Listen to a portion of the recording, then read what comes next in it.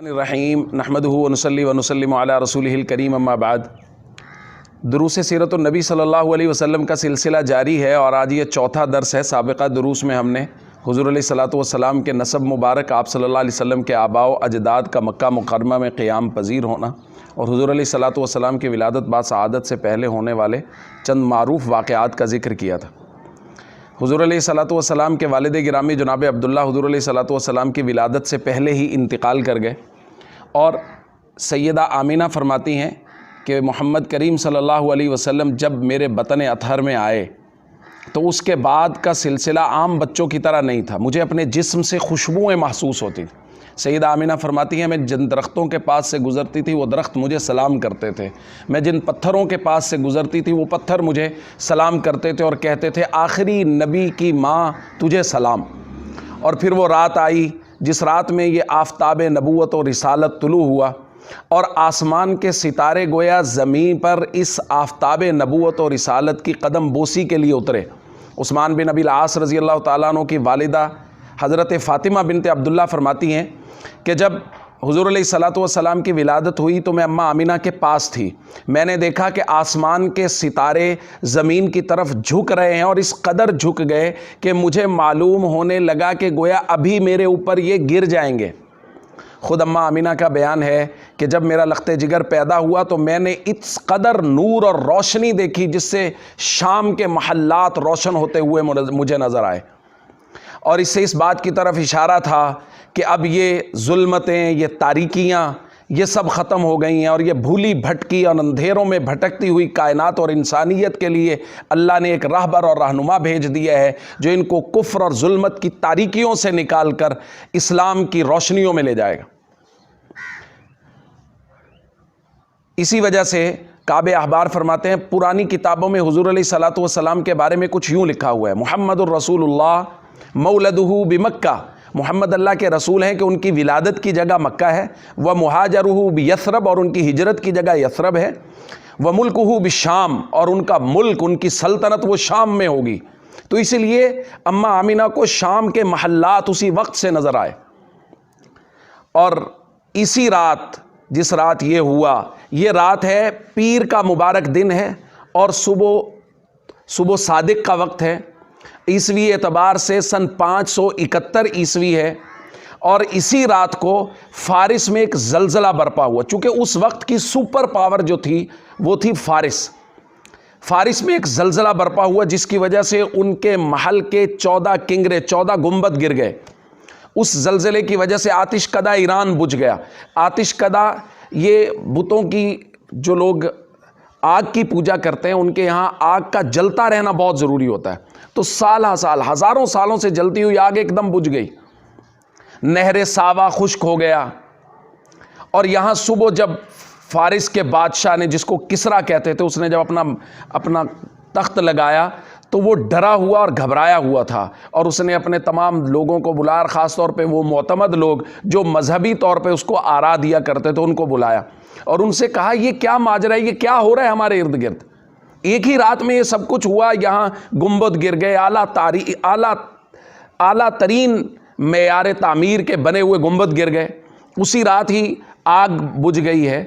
اور ادھر جو ان کے درباری آئے اور ان کے وہ لوگ آئے، انہوں نے آ کے ان میں سے ایک نے اس نے کہا میں نے رات خواب دیکھا ہے کہ عرب سے سخت جان اونٹ آ رہے ہیں اور ان کے ساتھ عربی گھوڑے آ رہے ہیں، اور وہ دجلہ میں داخل ہوئے اور اس کے بعد بلاد فارس میں پھیل گئے۔ تو اس نے کہا اس کی تعبیر کیا ہے؟ اس نے کہا مجھے نہیں پتا، بس اتنا جانتا ہوں کہ عرب میں کوئی بڑا حادثہ ہوا ہے۔ اس نے کہا پھر پتہ کرواؤ۔ انہوں نے نعمان بن منذر کو لکھا جو یمن کا حاکم تھا، اس کو کہا کہ کسی مذہبی پیشوا اور رہنما کو لے کے آؤ۔ وہ وہاں سے عبد المسیح غسانی کو اپنے ساتھ لے کے آیا اور انہوں نے اس سے پوچھا یہ خواب دیکھا گیا ہے، یہ کنگرے گر گئے ہیں، یہ معاملات ہمارے ساتھ ہو رہے ہیں، تعبیر کیا ہے؟ اس نے کہا میں نہیں بتا سکتا، بلاد روم میں میرا ماموں ہے سطیح، وہ بہت بڑا عالم ہے سابقہ کتابوں کا، اس کے پاس چلتے ہیں، اس سے پوچھتے ہیں۔ تو کچھ لوگوں کو ساتھ روانہ کیا، وہاں جا کے ستی سے پوری صورت بیان کی تو ستی نے کہا عرب میں ایک آفتاب طلوع ہوا ہے جس کی کرنیں ان قریب فارس تک پہنچیں گی اور ان کے ماننے والے لوگ ایک وقت آئے گا فارس کی حکمرانی پر قابض ہو جائیں گے۔ یہی وہ رات ہے کہ اس رات کو ایک تجارت کرنے کے لیے آیا ہوا یہودی مکہ مکرمہ میں، اس نے اگلے دن حضور کی ولادت کے اگلے ہی دن اس نے پوچھا کہ رات کو کوئی بچہ پیدا ہوا ہے؟ تو قریش کے لوگوں نے کہا ہمیں نہیں پتا۔ تو اس نے کہا معلوم کرو۔ معلوم کیا گیا تو بتایا ہاں عبداللہ کے ہاں بیٹا پیدا ہوا ہے۔ اس نے کہا مجھے دکھاؤ۔ وہ گیا، جا کے دیکھا، اور جب اس نے حضور علیہ الصلوۃ والسلام کے چہروں کو دیکھا اور پھر حضور کی مہر نبوت کو دیکھا تو وہ بے ہوش ہو کر گر گیا۔ اور جب وہ اٹھا تو اس سے پوچھا گیا کیا ہوا؟ اس نے کہا افسوس ہے کہ بنی اسرائیل سے نبوت چلی گئی اور اب یہ نبوت بنی اسماعیل میں منتقل ہوئی ہے، اور یہ آخری نبی ہیں جو بنی اسماعیل میں تشریف لے آئے ہیں۔ السلام کی ولادت کے وقت دو باندیاں وہاں موجود ہیں، ایک ہیں ام ایمن جن کا نام برکہ ہے، یہ جناب عبداللہ کی باندی تھی۔ انہوں نے جا کے جناب عبد المطلب کو حضور کی ولادت کی خبر دی، وہ حرم میں بیت اللہ شریف میں موجود تھے۔ دوسری باندی ہیں صوبیہ، یہ ابو لہب کی باندی ہیں، اور انہوں نے جا کے ابو لہب کو خبر دی کہ آپ کے بھائی عبداللہ کے ہاں بیٹا ہوا ہے۔ تو ابو لہب نے اس خوشی میں کہ میرے بھائی عبداللہ جو دنیا سے چلے گئے ان کو اللہ تعالیٰ نے بیٹا دیا ہے، انہوں نے صوبیہ کو آزاد کر دیا۔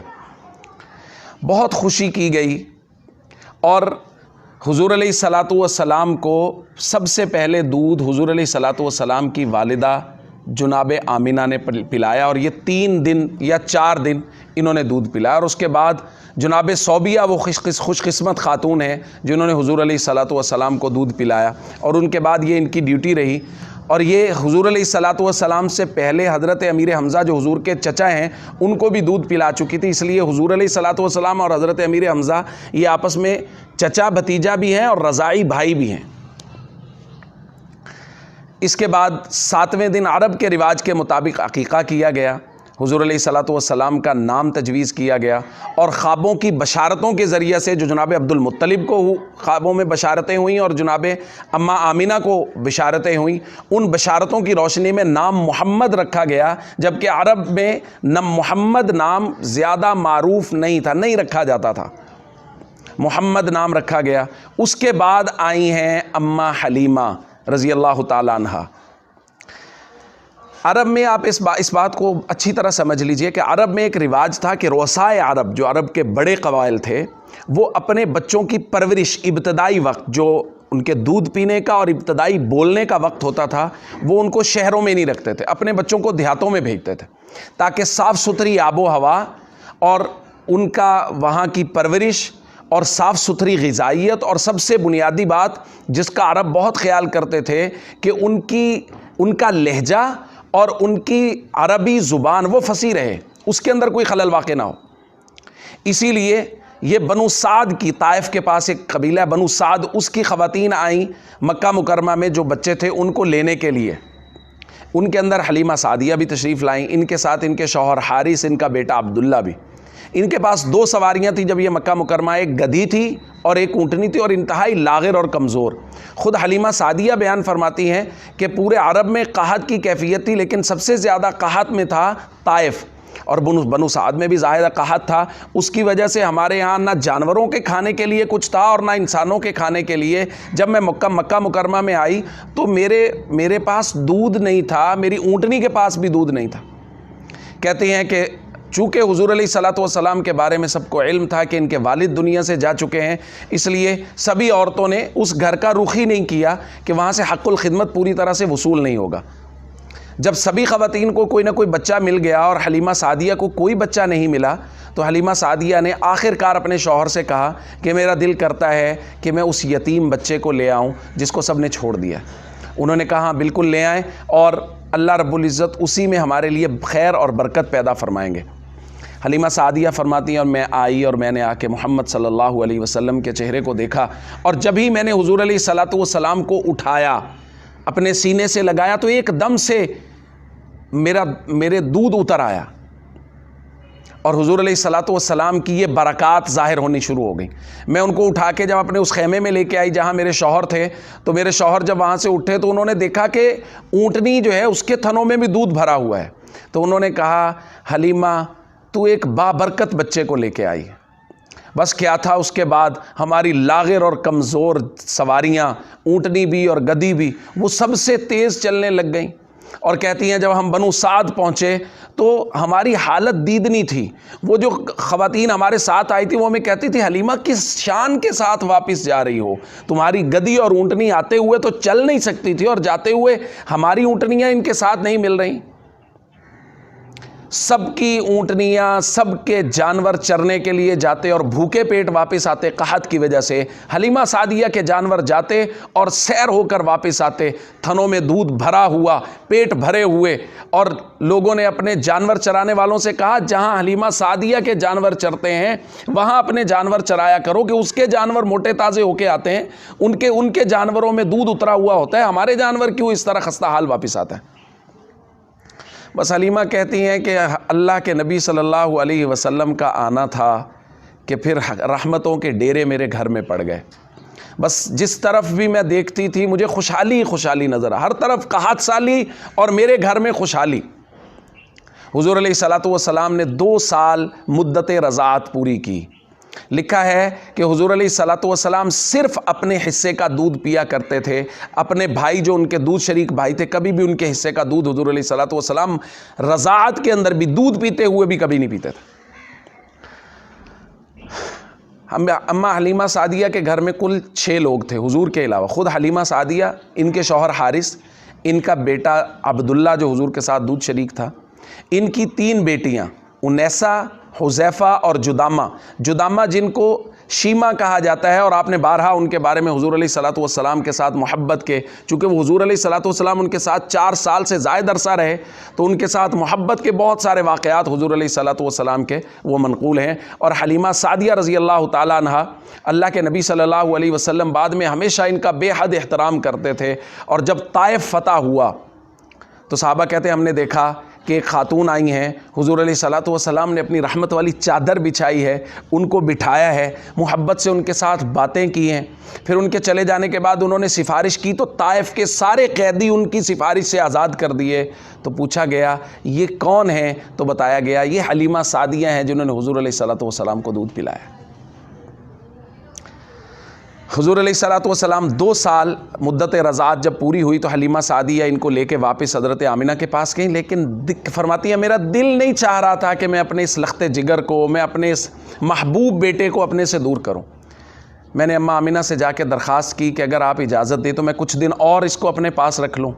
تو مکہ مکرمہ میں ان دنوں کچھ وبا وغیرہ پھیلی ہوئی تھی تو اس لیے حضرت آمنہ کے بھی دل میں تھا, تو انہوں نے کہا ہاں ٹھیک ہے آپ ان کو واپس لے جائیں. تو حلیمہ سعدیہ حضور کو واپس لے آئیں. حضور علیہ الصلوۃ والسلام کی عمر مبارک جب 4 سال ہوئی تو اس وقت حضور علیہ الصلوۃ والسلام اپنے بھائیوں کے ساتھ وہاں کھیل رہے تھے کہ 2 لوگ آئے اور انہوں نے آ کے حضور علیہ الصلوۃ والسلام کو پکڑا, سینہ مبارک یوں چاک کیا, وہاں سے دل نکالا اور دل کو چیر کے اس میں سے ایک خون کا لوتھڑا نکال کے اس کو دھویا. اور ایک سونے کا ایک تست تھا, اس کے اندر برف تھی اور ٹھنڈا پانی تھا, اس کے ساتھ اس کو دھویا. اور اس کے بعد دل کو دوبارہ دل کے اندر کچھ نورانی چیزیں رکھیں اور اس کے بعد اس کو بند کر کے سینے میں رکھ دیا. اب وہ بچے دیکھ رہے ہیں کہ یہ کیا ہو رہا ہے کہ 2 لوگ آئے ہیں اور انہوں نے آ کے لٹا کے بچے کا سینہ چاک کر دیا ہے.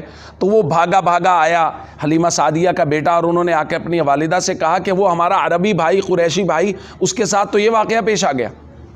وہ بھاگی آئیں اور انہوں نے حضور علیہ الصلوۃ والسلام کو دیکھا تو تب تک وہ فرشتے تھے, وہ جا چکے تھے. تو انہوں نے حضور علیہ الصلوۃ والسلام کو اپنے قریب کیا اور وہ بہت ڈر گئیں, پریشان ہو گئیں. اور اس کے بعد وہ حضور علیہ الصلوۃ والسلام کو واپس لے گئیں کہ خدا نہ خواستہ کہیں ایسا نہ ہو کہ اس کو میرے پاس نقصان پہنچ جائے اور یہ آمنہ کی امانت یہ میرے پاس ضائع ہو جائے.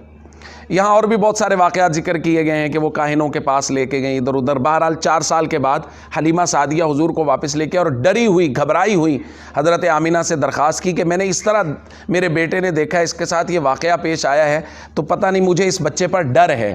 تو حلیمہ سعدیہ کو حضرت آمنہ نے کہا ڈرنے کی بات نہیں ہے, میرے اس بیٹے کے ساتھ تو ایسے واقعات بہت پہلے سے ہو رہے ہیں. یہ شق صدر کہلاتا ہے دوستو. حضور علیہ الصلوۃ والسلام کا شق صدر یعنی سینے کو باقاعدہ چیرا گیا اور اس میں سے دل نکالا گیا. اور یہ 4 مرتبہ ہوا ہے معتبر روایات کے مطابق. 4 مرتبہ. ایک مرتبہ یہ 4 سال کی عمر میں, اس کے بعد 10 سال کی عمر میں لہو و لعب کا گویا مادہ نکالنے کے لیے پھر شق صدر ہوا. اس کے بعد جب حضور علیہ الصلوۃ والسلام کو نبوت دی گئی تو وحی کی تجلیات اور وحی کا جو ایک بوجھ ہے اس کو دل میں، چونکہ وہ دل پہ ہی اترنی تھی، تو اس لیے دل کو اس کا متحمل بنانے کے لیے، انوارات وحی کو گویا اس کا متحمل بنانے کے لیے حضور علیہ الصلوۃ والسلام کا شق صدر کیا گیا۔ اور اس کے بعد معراج والی رات حضور علیہ الصلوۃ والسلام کا شق صدر ہوا، چونکہ حضور علیہ الصلوۃ والسلام نے آسمان کا سفر کرنا تھا اور آسمان پہ پھر اللہ رب العزت کی تجلیات کا ظہور ہونا تھا، تو اس کے لیے شق صدر کیا گیا۔ تو یہ 4 مرتبہ حضور علیہ الصلوۃ والسلام کے شق صدر کا واقعہ پیش آیا۔ ہم سیرت کے متعلق پڑھ رہے ہیں، اور میں نے پہلے دن درخواست کی تھی کہ حضور علیہ الصلوۃ والسلام کی سیرت کو بیان کرنے کا مقصد یہ ہے کہ حضور علیہ الصلوۃ والسلام سے محبت بڑھے، اور محبت کے بعد حضور علیہ الصلوۃ والسلام کی اطاعت اور اتباع ہم لوگ اس میں دل لگی اور دل جمی کے ساتھ حضور کی اتباع اور اطاعت کریں۔ اللہ رب العزت ہمیں سمجھنے کی، عمل کی توفیق نصیب فرمائے۔ وآخر دعوانا الحمدللہ رب العالمین۔